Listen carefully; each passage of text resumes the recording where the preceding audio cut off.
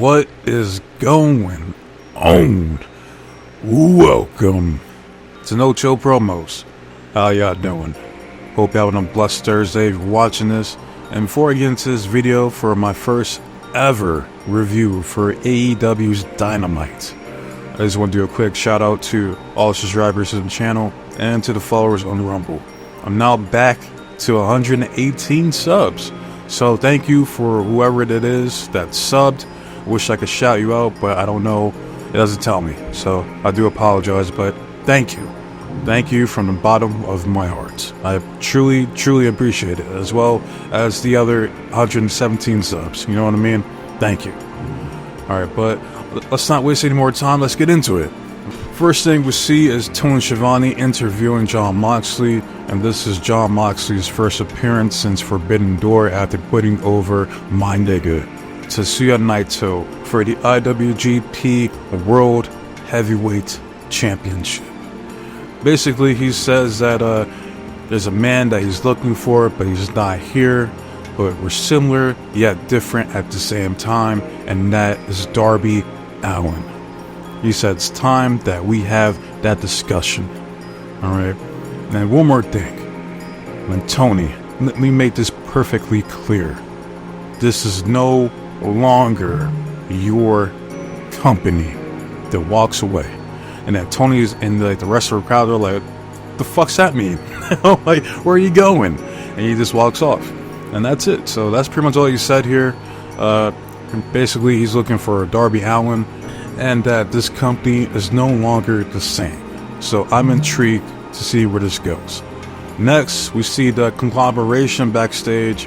Yeah, Mark Briscoe bigging up Hook for winning the FTW Championship against Chris Jericho. Hook says, yeah, it's pretty cool.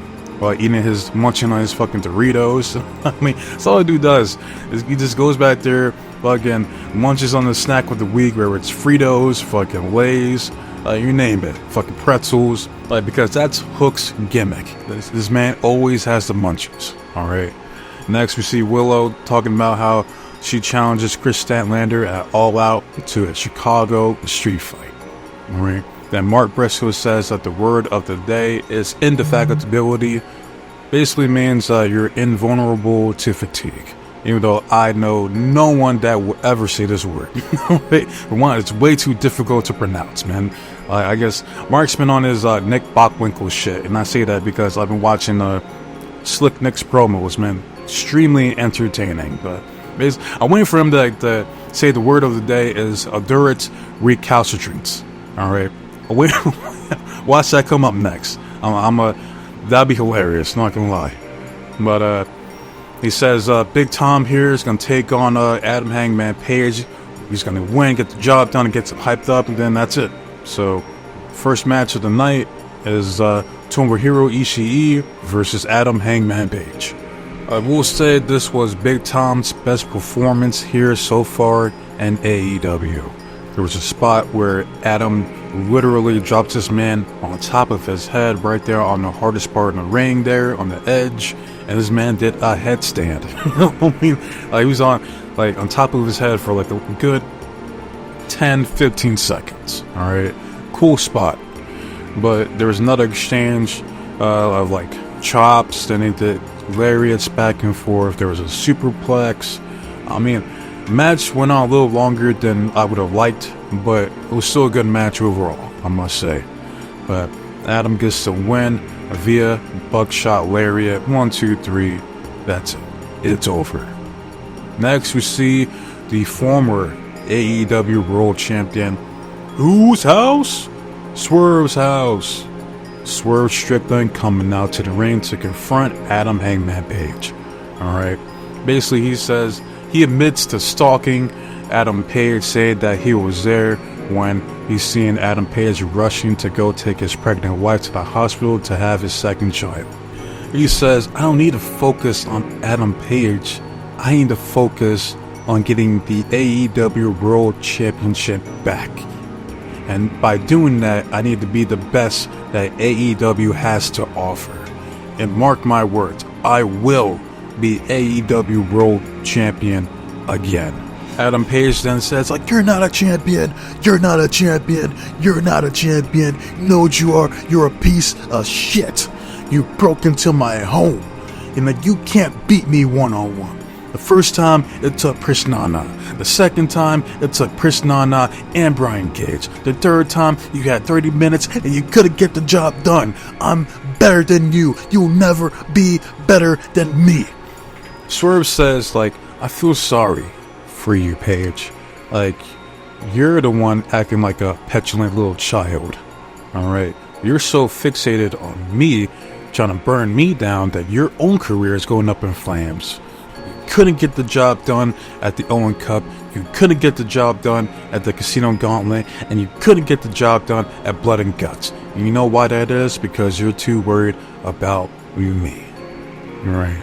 So next week, in this steel cage match, I ask you, what kind of man are you gonna be? Alright? I want to remind you what cowboy shit is all about. What kind of man are you gonna be for your kids? Then Adam Page just looks at Swerve, drops the microphone and walks off, and doesn't say a word. Alright, and then you got the people out there in the crowd shaking their heads, and big ups to that dude rocking the Macho Man shirt, because he knows who the GOAT is. Oh yeah, too hot to handle, too cold to hold. The cream of the crop will always rise to the top and yield. Alright, next we see the best in the world finally back on Dynamite. My numero uno when it comes to women's wrestling right now. It's Jamie Hayter. Alright, she takes on the lovely Harley Cameron in a rematch from All In. Quick work, too easy. She has like 3 hate breakers, followed by one of the best lariats in the game today. 1, 2, 3, your winner, Jamie Hayter. Too easy. Soraya's fine ass tries to attack Jamie after the match, but it fails, and we end this segment with Jamie looking dominant as ever. Alright. Next we see the Learning Tree and Roderick Strong backstage. Roderick says he's tired of OC, hence he needs help for Learning Tree to finally deal with OC. Alright. Jericho says he doesn't like OC. OC still owes him $7,000, 7 stacks, 7 bands for that jacket that he ruined during that Mimosa match, and that he hates both OC and Hook. So they're going to take care of him tonight, and they're going to pay the damn price. Alright, that's all that happened here. Next, we see a promo from Mr. Maximus Jacob Friedman. Alright, and I will say this, big ups to Mr. Maxwell, for selling the neck. I appreciate that. Thank you, good sir. But he comes out, basically denounces America, calls it a dumbass country, and all of his dumbass fans, and the only thing that matters is Plainview, Long Island, New York. He also says, Ospreay, I'm not done with you yet, boy. Why, once you're this close, so close to winning the biggest prize of them all, I'm gonna be there to cut you out. Alright, and before he can continue hating and stalking Will Ospreay, we see Danny Garcia. He comes out of nowhere, starts beating the shit out of MJF, right? He locks in the guillotine choke, and before he could finish him off with an avalanche pile driver, security comes to break them up. And Excalibur made a good point. He was like, where was this security when MJF took out Danny Garcia the first time? Great question, right? And the one that we'll probably never get the answer to. Danny Garcia fights up security. MJF tries to fight back, but Danny Garcia gets the upper hand again. Tries to lock in the avalanche pile driver, but you see MJF holding on for dear life until security again breaks him up. All right, and Danny Garcia then proceeds to cut probably the best promo so far in his career. He told MJF that he was the one that took his diamond ring. He pawned that shit at a shop in Brooklyn for like 10 bands or some shit like that. Flew to All In just to ruin one of his biggest moments in his career, just like he did for Danny Garcia. And he's like, I'm not gonna stop. until I make your life a living hell. And by doing that, I'm gonna break your damn neck. We see MJF saying, like, I don't feel sorry for you. I don't give a shit about you. And then Danny Garcia pulls a Tom Brady, a Joe Montana. And he literally throws the microphone at MJF and it hits him. Like, that pisses off MJF even more, but security still continues to break up the two. Alright? Great shit. Honestly, this was a great segment. Like, this is the shit that I want to see. Alright, especially out of Danny Garcia. This is the best I've seen him so far in his career.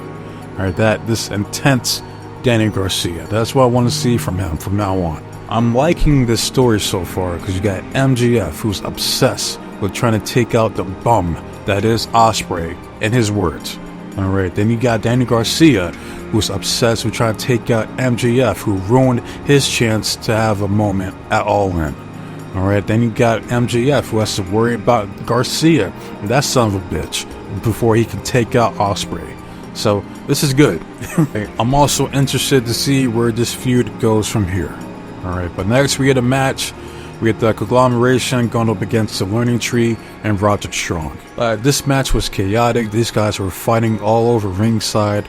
But I will say, Brian Keith here impressed me the most. Because everybody had, they get their little time to shine in these matches. But I was most impressed with Brian Keith here. But the finishing sequence for this match was Hook. He locked in the Kata Hajime on Roderick Strong. But Roderick had his foot under the rope, right? You could clearly see it. The legs sticking out and all. But then you have Aubrey Edwards, who doesn't see the leg, his big ass leg sticking out, but sees Roderick tapping now, calls a match. And not only does she do that, but she steps over the fucking leg. I mean, like, you gotta be shitting me. So, yeah, Roderick completely kayfabe-wise got fucked over by an incompetent idiot. I mean, like, how are you that bad at your job? Like she literally steps over his leg. That's insane. But after the match, the Undisputed Kingdom comes out and jumps Hook.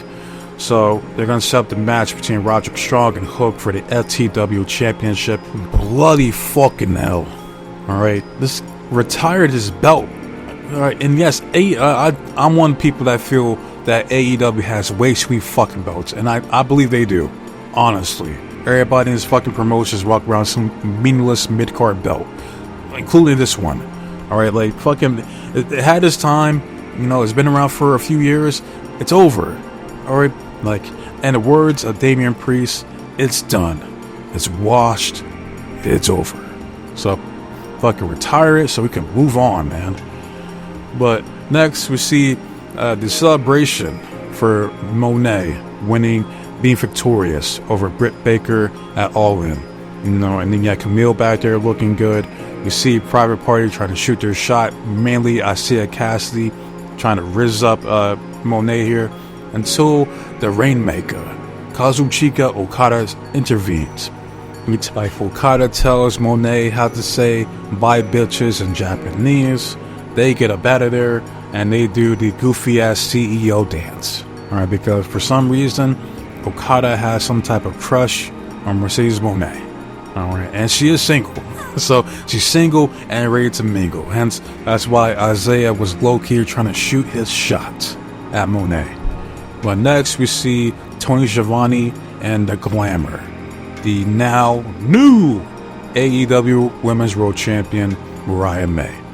Now, they were supposed to have a celebration here on Dynamite, but she says she doing it here in this dusty ass town with all these hideous women out here. Alright, she says that they can use a bit of glamour. Alright, and that's what she's here to do. And she shows off the AEW Women's Championship and her sexy ass outfit that she had on, and Mariah May can get it any day of the week. That is a fine ass woman right there. Alright, so hopefully she has a great reign as the AEW Women's Champion. Next, we see the grizzled young vets talking with the Young Cucks. This was back after All In at some point. And he was like, look, like, Gibson was going in. He's like, we know about you two dweebs. was laughing my ass off when he called them dweebs, because that's exactly what they are. They are fucking dweebs. And he's like, look, we know all about you, all right? And then we have nothing in common, all right? Like, what we did out there is to put the whole tag team division on notice, all right? That's a notice for you. That's a notice for FTR. That's a notice for the Acclaim and any other tag team that wants to step up, all right? And basically, they said the same shit here tonight. And they have a match with the Outrunners on Rampage. And I'm like, why? Like, why are the wrestlers that I want to see on fucking Rampage? Like, I don't watch Rampage. No, like, the last time I remember watching Rampage was Jade Cargill's last match against Chris Statlander. That's the last Rampage I can remember watching, man. I don't watch this shit. Like, why this shit should be on Dynamite? Because these are two tag teams that I want to see. You know? It sucks. And especially on Friday, you got fucking... I forgot to mention this. Quinn, Mark Quinn from Prior Party, he said that there's now going to be... there's Capital Collision for New Japan on Friday. There's going to be Mercedes Moné versus Momo Watanabe. So now I got to watch that fucking pay-per-view because I want Momo to win, because they've been holding her for so fucking long in Stardom. Alright, so it's too much. Like, you expect me to watch Rampage when they got TNA Emergence and now New Japan's Capital Collision? Like, I can't do it. It's too much. Too fucking much. Alright, but moving on, we see a promo package for the Alpha, Konosuke Takeshita. They're finally showing his performance in the G1 Climax this year. About fucking time. Alright, he did this thing out there. He made it to the quarterfinals, but he lost to Yoda Tsuji. Alright, and ain't no shame in it, because he was my pick to win this year. Turns out that both guys end up losing, so it doesn't even matter. Alright, but he's gonna be on Rampage as well. And I'm like, why? Why are you putting these wrestlers out? I want to see fucking Rampage again. This company, man, I tell you. But next, we get the last match of the night, and that's Ricochet making his debut on Dynamite against the newly, I guess, self-proclaimed, or maybe Don Callis came up with his name for him, the Proto-Star, Kyle Fletcher. This was a decent match overall. I mean, I kind of wanted Kyle to win. Not gonna lie, because I do like Kyle. Like I said, I put over Kyle before in previous videos. Like, I missed Aussie Open. Aussie! Oi, oi, oi! You know what I mean? So, but yeah, there was a botch there in the middle of the match where Kyle was trying to do, I guess he was trying to hit like a wheelbarrow face buster kind of move, but they ended up botching it. I don't know exactly what we're trying to go for. Maybe Ricochet was trying to counter it, but it didn't work. So, yeah, I don't know. But, yeah, other than that, I mean, it was a decent match. Ricochet wins via, like, I guess he calls it the vertigo. Like, kind of like the reverse lifting DDT. Even though I could have swore he called it, like, the Benadryl or some shit like that. I don't know. But, yeah, he hits that move, wins. You see Mr. Bruv, Will Ospreay coming out. He was going to say something. But we see Pac coming out of nowhere on Demon Time. This man looked devious. Look at him. This man was ready. But he catches him off guard with a Poison Rana. He then tells Ricochet, like, oh, welcome to AEW, Ricochet. But you can get back to the line, because this man right here is mine. Don't forget about the bastard. Pac walks away, and he was like, I know you ain't talking to me. Like, his ass wasn't talking to me. Where you going, huh? And he chucks up on Ospreay after being chopped in his head yet again. Next, we see Jon Moxley walking backstage. Someone asks him, like, hey, John, wait, what do you mean by that? What you said to Tony? What's that even mean? And John says, thou shalt not cast pearls before swine. Alright, then he looks at some random NPC jobber. He was like, well, maybe one. And then we see Marina Shafir. No, I can't remember the last time I seen this woman on Dynamite, but she comes through, whoops all the jobbers' asses. Some dude randomly comes up. He was like, nope. And he runs off. Smart man. John says this was a lesson in humility. Alright, so this is very interesting. I'm curious to see where this shit goes. But the last segment of the night is the celebration for the new AEW World Champion, Bryan Danielson. He comes out, basically he says that, there will come a time where I have to retire. Alright, and basically he said that his kids said that All In was like the best time that they ever had in their life, but that was mainly due to them riding like a double-decker bus like earlier. But he was like, there will come a time where I have to hang up the boots. And we'll have to get this all up. But it ain't gonna be right now. Ain't no time soon. I ain't going nowhere. Alright? But make no mistake about it. The moment I lose this belt, I'm done. That's it. It's over. Right, as far as my in-ring career. So, next we see Jungle Boy, old Jungle Jobber on a Titantron. Basically all he said was like that he beat Danielson before, and that he will be the AEW World Champion whether people like it or not. I damn sure will not like it, okay? But in this company, anything's fucking possible, man. Like, I wouldn't be surprised if they put the title on Darby Allin or Jungle Boy at some point, at this rate, you know what I mean? But he attacks Bryan Danielson from behind, hits that little knee that he does, a running knee, whatever. Does a pose with both the belts, and he's going to challenge him next week at All Out. I'll be All Out next week. So this will be an easy first side of the fence for Bryan Danielson, because ain't no fucking way is he going to lose or retire to Jungle Boy. Alright, not going to happen. Alright, and real quick, I forgot to mention this during the Jamie Hayter segment, but big ups to that dude holding that "We Want More" Layla Gray sign. That man gets it. 100% he is. Big facts. Alright? He gets it. Alright? We need more Layla Gray on Dynamite. Why the fuck is a woman that fine relegated to fucking ROH? Doesn't make any sense to me. You put her fine ass on Dynamite for the whole world to see. Alright? 100%. But yeah, that's it for Dynamite. Alright? This was a overall interesting episode, I must say. A lot of storylines being developed here. Some of the matches went on for too long, in my opinion. But other than that, it was a good watch. I didn't get bored at any point, so I'm intrigued to see where things go, how things progress. So, to the people who watch AEW, let me know how you felt about tonight's episode. Did you like it? Did you enjoy it? What was your favorite match? What was your favorite moment? Let me know in the comment section. But love it, hate it, comment, subscribe to the channel. It's all the same to me. I just want to see the engagement and the feedback from you guys, alright? That's why I do these videos. I want to see those likes go up, and I want to see more comments from you guys. More engagement.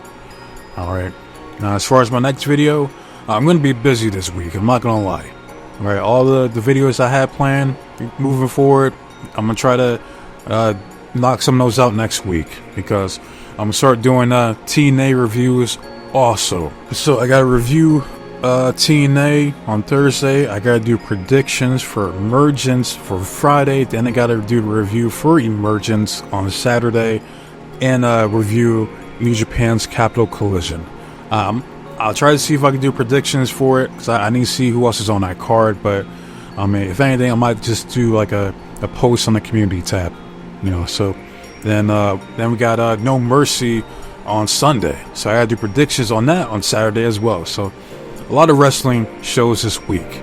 So yeah, it's going to be a busy week, but other than that, waste enough of your guys' time. So with that said, be safe, be blessed, take care of yourself, and trust in God. I'm out this bitch. Till next time, adios.